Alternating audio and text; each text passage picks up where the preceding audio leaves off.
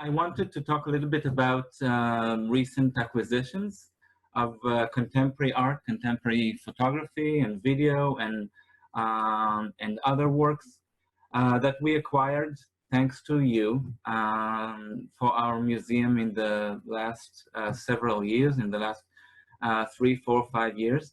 And I wanted to, have us all think about some works in relation to what we already have in the museum and to our great collection, our permanent collections, in what ways these works relate to the amazing troves that the Israel Museum has, amassed all along the years, but also in relation to what we are all experiencing right now. I thought about starting with a wonderful piece that we acquired about 6 years ago by young American artist David Horowitz that is titled The Distance of a Day. It's a very simple work, actually. We are looking at 2 iPhones, one that belongs to David Horowitz, the artist, and the other belongs to his mother. And one captures the sunset in LA by the cell phone of David's mother, and the other is his cell phone capturing the sunrise at the Maldives, maybe at the very opposite, or the totally different point on the globe. These are the actual cell phones of David and his mother. And the way it is presented is just, hanging these phones on the wall.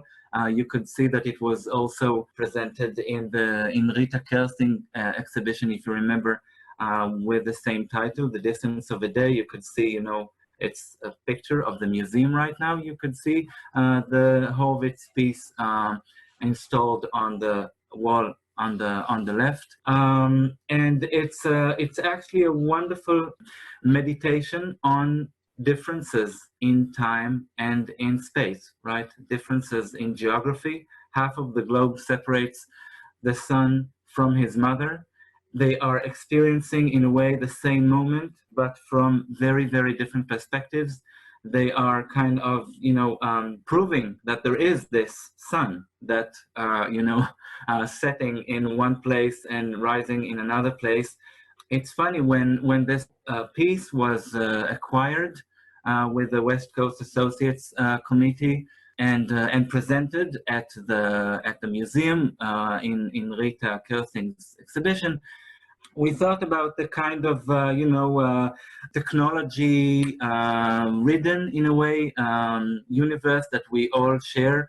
The way technology and communication shape our relationships with our parents or with our family, shape cross-generational relationship. There is a sort of melancholic tone to this piece, because these iPhones, what do they replace? They replace just the physical proximity of the son and the mother. The physical relationship within the family. The family members are all scattered around the globe, and they cannot connect but through the iPhone. But to think about this today, we all rely on this technology, and we are so, I guess, grateful that we have these ways of communicating across the globe to share a sense of proximity, right? To share a sense of closeness. I'm thinking about the term social distancing. I think that we all, in a way, relate to this term today. This term is talked about a lot, I think, everywhere. All these regulations with social distancing in terms of the COVID-19 regulation everywhere. And there is, it's a complicated term, right? What does it mean, social distancing? How could you make a society with distance in it? You want to think about proximity, about closeness, about bringing people together. This meditation by David Horowitz brings kind of, I think, an interesting interpretation to this very idea of what technology means to us today from totally different places. It could be related to many different things in our museum. One beautiful piece that we have in the permanent collection of modern art galleries is this piece by Mona Khatoum. These two chairs, made of this kind of iron fence or iron web of wires. Again, could tell us something about this generational differences. Mona Khatoum, the Lebanese artist coming from a Palestinian family, is very much interested in distance, right? In sense of displacement, in the way two objects sometimes can come together and be thought of related, or delivering the idea of what does it mean to be related to something else or to somebody else, even across geographical distances. It's only a thought, it's only an association, of course. A different work that we acquired in recent years that also talks a lot about, being together with other people is Ernesto Neto, wonderful piece, typical way of Neto of creating really environments that are made of this crochet, of these webs of fibers. The whole idea of being tied to someone else, to be related to someone else, to be part of a larger community, to be part of a larger web of relations, is made in Neto's art, materially and metaphorically. He makes these wonderful webs, these wonderful installations. He invites us to sit in them and to be with other people, right? I don't think that we could have that we could have thought of even the term social distancing when we acquired this piece. But to see this piece today and to think about what does Neto's art mean for the gap between people, and how to diminish this gap, how to bring people, not forcibly, but to bring people to sit one in front of another, to talk one to the other, to be kind of nested by these wonderful, really warm, soft environments that he creates. By the way, this is already an installation shot of Neto's piece that we acquired in our museum in an interesting exhibition at the Youth Wing several years ago. Okay, we move forward just to think about, making ties and making social webs also through really, I think, the totally memorable, courageous installation intervention of the Stone Brothers in our sculpture garden that was made possible by Jill and Jay Bernstein. This is another view of this wonderful big bamboo installation. How 5,000 hands could hold you, right?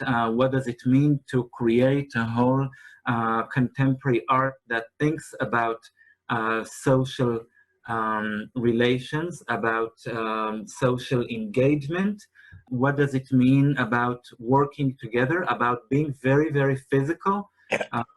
This whole installation invited people to climb on it, but it was also created with no nails. It was all tied, it was all hand fixed, it was all made by a group of people that worked together at the sculpture garden in order to make this possible. This piece is by Nina Canel. It was acquired to our collection a few years ago. It's a wonderful, simple, brilliant piece of sculpture. It's an object that is only a piece that is cut from a communication wire, and an international communication wires that are usually underground, and it's only one piece that is cut from these huge cables that, we could find.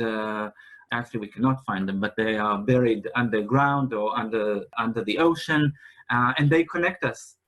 Basically, guys, these cables make the Zoom session right now possible. We all talk and hear one another through such cables right now. Nina Canel, the Swedish artist, the young Swedish artist, just took one piece of that cable and she called it mid-sentence. I thought this is really touching and beautiful. To call a piece of this wire, to call a piece of this cable mid-sentence, you know, because it could be a piece that was cut from the cable in the middle of the sentence of somebody, right? I mean, just imagine, you know, what happens when you call somebody and then the talk is cut off and you cannot hear anymore. All those problems that sometimes we experience through our communication devices and all this. What does it mean that our words, our thoughts, our dreams, our wishes, our best wishes to our family and friends abroad, all pass through these cables? And what does it mean that it is cut in the middle? What will stay from them after so many of us will end the discussions? Maybe you know, we won't be in any kind of relationship anymore. For Nina Kanel, she was fascinated by how colorful the inner content of the cable is.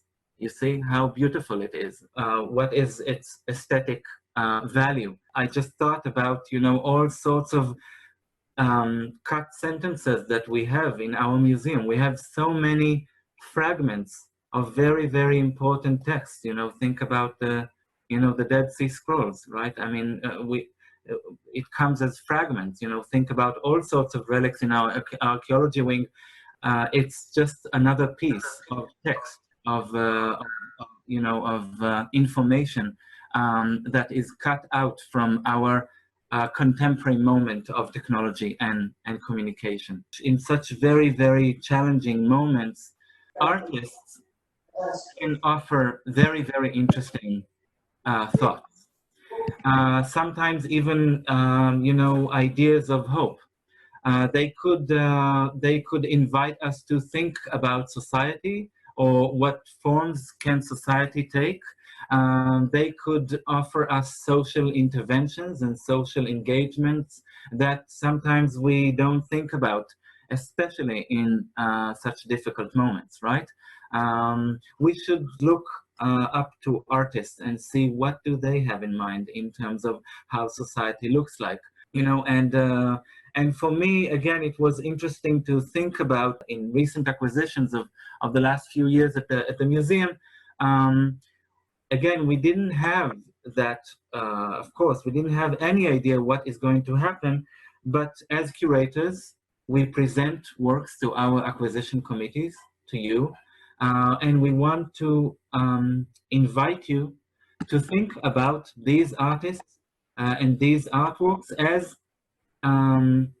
things that could connect the museum and what we have at the museum to what will happen after us, you know, to what will be the next layer, right, in the hill of the museum, right, in that very interestingly, you know, accumulation of levels of grounds on that hill. So I want to share with you several works that we acquired here really in the last year, that talk about how society looks like, and that talks about what will happen to society maybe in our global situation.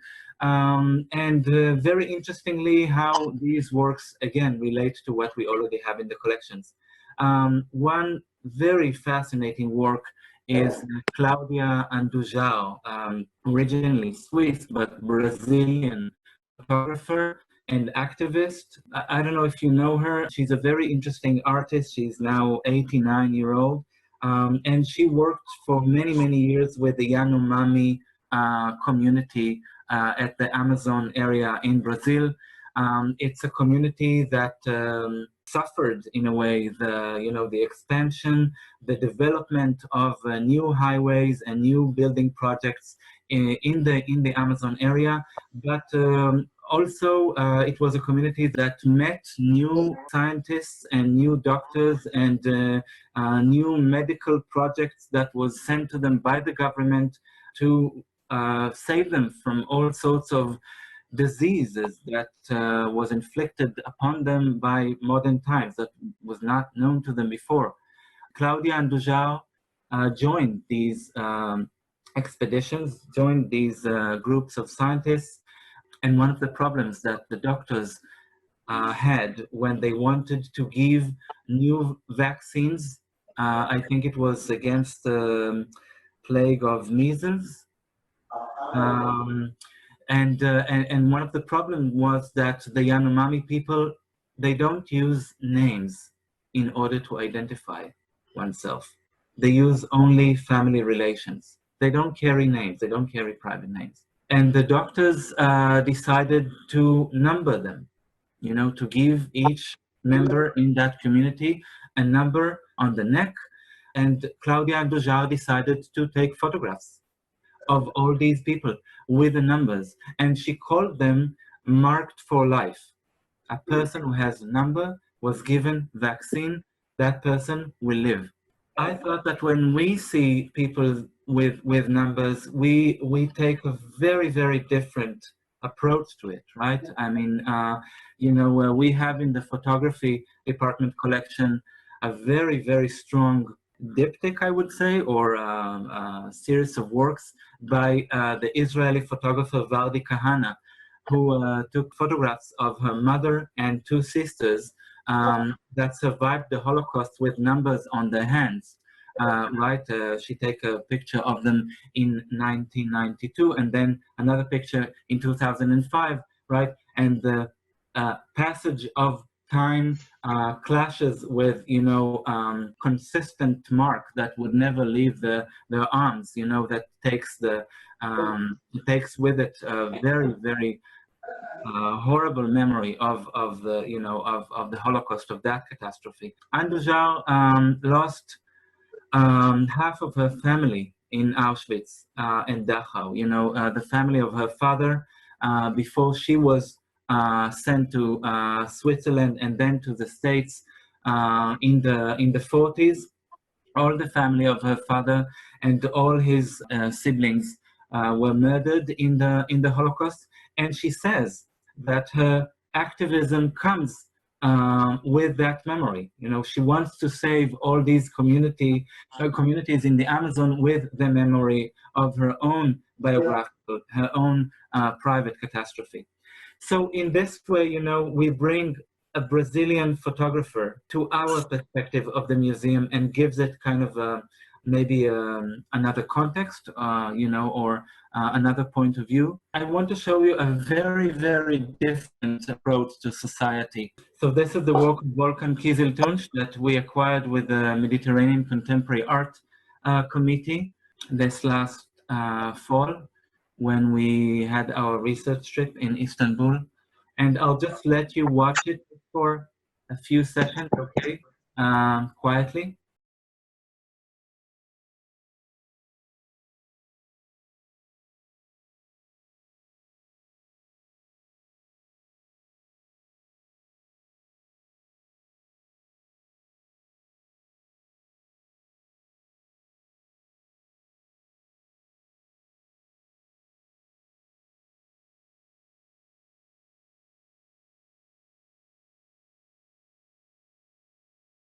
Volkan Kiziltunç, the Turkish artist,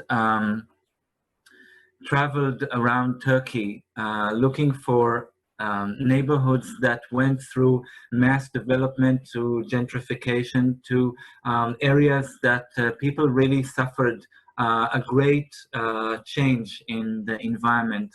And he just asked people, you know, kids and grown-ups to stand in front of his camera, basically with no instructions. They believe that he takes, you know, a picture. He let the video camera, you know, operates freely. What you get here, I think, it goes on, and you get a very interesting sense of proximity to people that you don't know. Some sort of approach, relation, opportunity to get closer to people that you have no idea about their name, maybe about their life. But the fact that these are not photographs, but a living video, makes the whole thing kind of more charged. You know, why are they so serious? Why are they so kind of stagnant? Where does movement take place in this film? There are all sorts of very interesting ideas about the relation between and subject, and what does it mean to be photographed, and who takes um, the right to take my picture. It's very, very obvious that with Volkan Kiziltunç, the people were part of the whole arrangement, with the whole dialogue between them. They wanted to become visible. They wanted to, make a stand. They wanted to perform, even in a way. When we met Volkan and we were interested in his work, he told us he thought about August Zander. August Zander, the great German photographer of the 20s and 30s, was interested in capturing the whole German society. And for each person in the German society, for each type of person, to make one portrait, to make the most typical portrait of that occupation, of that, let's say, identity. You have the baker, you have the pharmacist. We just presented several of our August Zander's wonderful portraits in the exhibition A Modern Love, in exhibition that we had last year. Again, it was an interesting opportunity to think about what happened to photographers looking at society, how they respond to the fact that society is basically made of endless number of people that don't know each other. And in what sense can artists bring these people together in our mind and to think about them as a group? And in what ways artists can let us feel something towards a person that we don't know, even if that person doesn't carry any name. In both Zander and in Volkan Kiziltunç's work, there are no names to the photographed people, but there is a sense of familiarity or coming close to them. I wanted to end with a wonderful work that we recently acquired by the Turkish-Swedish young artist Meri Shalgun. She lives in Stockholm, and she made a series of banners, of large text banners with all sorts of questions that she was asked in all the forms of applications to get a visa or to get the right to live elsewhere. In her case, there was a big effort to try and immigrate from Turkey to Sweden following her spouse. And one of the questions was, for example, do you want to live temporarily or permanently? This is the question. Another question was, have you engaged in any other activities that might indicate that you may not be considered a person of good character? These questions, of course, can be quite funny when you meet them at a museum. They could be totally disconnected from the original context of the forms that she had to fill in order to get the permit to live elsewhere, and they become existential questions, existential declarations, or sentences that charge us, that require us to think about our situation. Do we want to live temporarily or permanently? And of course, Meri Shalgun had no idea that the coronavirus crisis will make us think about these banners in such a strange way today. But this is the sense of future that I believe that is hidden in good artwork, or this sometimes what makes artwork, bypass all sorts of changes in history, in politics, in culture. It's almost natural for us to think about Meri Shalgun's banners in the context of our upper entry hall at the museum with this acquisition of this wonderful piece by Nathan Coley, the British artist, Gathering of Strangers. Such a, I would say, a positive statement made of many, many, many colorful light bulbs. You know that for me, when I thought about Mary Shalgun text work at the museum, you know, requiring public, our viewers, to think about the situation, about where they come from, where they go to, what kind of person they are. This piece by Coley just let them in, right? Or it's just a statement that brings us all together thanks to this, I think, very interesting artwork. I have to say that when I prepared this very short presentation, I have to say that it filled my heart with pride and happiness. I'm sorry, I know these are all very sad days, but to see all the names of the committees and the names of the donors and the names of the people that support us all along the way, for me it was a moment where all these people really are gathered, not as strangers really, but people that share the thought that art could help us overcome. Thank you very, very much for this. And of course, if you have questions, feel free to send them. And yeah, and I hope that next time we will do it, you know, hands-on and more physically, and not imagine group hugs, but really try them.